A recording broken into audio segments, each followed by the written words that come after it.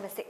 കഠിനമായ മലകയറ്റത്തിനു ശേഷം സന്നിധാനത്ത് എത്തിച്ചേർന്ന അയ്യപ്പ ഭക്തർക്ക് വലിയ ആശ്വാസമാണ് സർക്കാർ ഹോമിയോ ആശുപത്രി ഒരുക്കുന്ന സൗജന്യ ചികിത്സാ സഹായം. ദീർഘദൂര യാത്രയുടെയും കാലാവസ്ഥ മാറ്റത്തിന്റെയും ശാരീരിക ബുദ്ധിമുട്ടുകൾ നേരിടുന്ന തീർത്ഥാടകർക്കും ശബരിമല ഡ്യൂട്ടിക്കുള്ള ജീവനക്കാർക്കും ഈ കേന്ദ്രം വലിയൊരു ആശ്രയമാണ്. ദിനംപ്രതി നിരവധി പേരാണ് ഇവിടെ എത്തി ചികിത്സ തേടുന്നത്. 2 മെഡിക്കൽ ഓഫീസർമാരുടെ നേതൃത്വത്തിലാണ് ഹോമിയോ ആശുപത്രി പ്രവർത്തിക്കുന്നത്.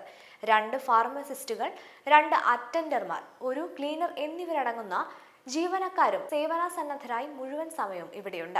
ശ്വാസകോശ സംബന്ധമായ ബുദ്ധിമുട്ടുകൾക്കാണ് ഭൂരിഭാഗം തീർത്ഥാടകരും ചികിത്സ തേടിയെത്തുന്നത്. ഇതിനു പുറമെ യാത്രക്കിടയിലെ ഭക്ഷണക്രമത്തിലെ മാറ്റങ്ങൾ മൂലമുണ്ടാകുന്ന ഉദര സംബന്ധമായ പ്രശ്നങ്ങൾക്കും അലർജി പോലുള്ള ത്വക്ക് രോഗങ്ങൾക്കും ധാരാളം പേർ ചികിത്സ തേടുന്നു.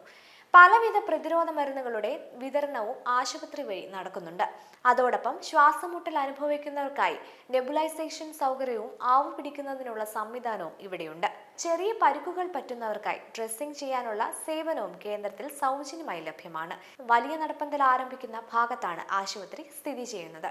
ഞാൻ ഡോക്ടർ ശ്രീകുമാർ, ചാർജ് മെഡിക്കൽ ഓഫീസറാണ്. ഗവൺമെന്റ് ഹോമിയോ ഡിസ്പെൻസറി സന്നിധാനത്തിലെ. നമുക്കിവിടെ ഡിപ്പാർട്ട്മെന്റ് ഓഫ് ഹോമിയോപ്പതി ആയുഷിൻ്റെ മെഡിക്കൽ ഓഫീസറാണ്. നമുക്ക് ഡയറക്ടർ ഓഫ് ഹോമിയോപ്പതിയാണ് നമുക്ക് ഇവിടെ ഡ്യൂട്ടി അറേഞ്ച് ചെയ്തിരിക്കുന്നത്. 10 ദിവസമാണ് നമുക്ക് സന്നിധാനത്തും അതേപോലെ തന്നെ പമ്പയിലും ഡ്യൂട്ടി അറേഞ്ച് ചെയ്യുന്നത്. അപ്പം നമ്മൾ 16-ാം തീയതി രാവിലെ ഡ്യൂട്ടി 9 മണിക്ക് ഡ്യൂട്ടി ജോയിൻ ചെയ്തു. 26-ാം തീയതി രാവിലെ 11 മണി വരെ 9 മണി വരെ നമുക്ക് ഡ്യൂട്ടി ഉണ്ട്. ഇവിടെ നമുക്ക് 2 മെഡിക്കൽ ഓഫീസേഴ്സാണ് ഉള്ളത്. ചാർജ് മെഡിക്കൽ ഓഫീസറും പിന്നെ നാമി എന്നുള്ള മെഡിക്കൽ ഓഫീസറും പിന്നെ 2 ഫാർമസിസ്റ്റ്, 2 അറ്റൻഡർ, പിന്നെ ക്ലീനിങ് സ്റ്റാഫ് ആണ് നമുക്കിവിടെ സ്റ്റാഫ് പാറ്റേൺ ഉള്ളത്.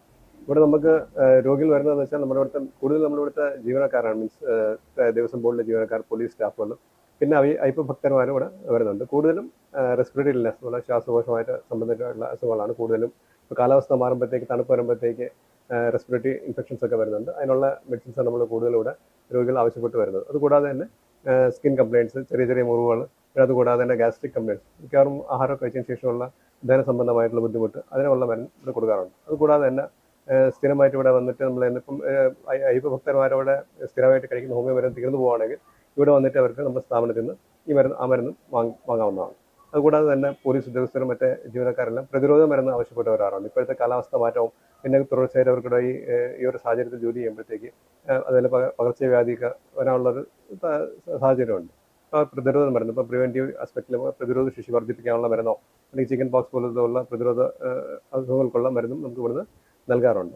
അതുകൂടാതെ തന്നെ മറ്റ് ഏത് ബുദ്ധിമുട്ടിനും അവർക്ക് താല്പര്യമുള്ള അസുഖങ്ങൾക്കുള്ള മരുന്ന് നമുക്ക് ഇവിടുന്ന് നൽകാറുണ്ട്. Department of homoeopathy medical officer, ജില്ലാ മെഡിക്കൽ ഓഫീസർ, പത്തനംതിട്ട ജില്ലാ ഹോമിയോ മെഡിക്കൽ ഓഫീസറാണ് നമ്മുടെ ഇവിടുത്തെ മരുന്നിന് വേണ്ടിയിട്ടുള്ള പിന്നെ ജീവനക്കാർക്കുള്ള മറ്റ് സൗകര്യം ഇവിടെ എല്ലാം ഒരുക്കുന്നത്. ആവശ്യത്തിനുള്ള എല്ലാ മരുന്നും നമുക്കിവിടെ ലഭ്യമാണ്.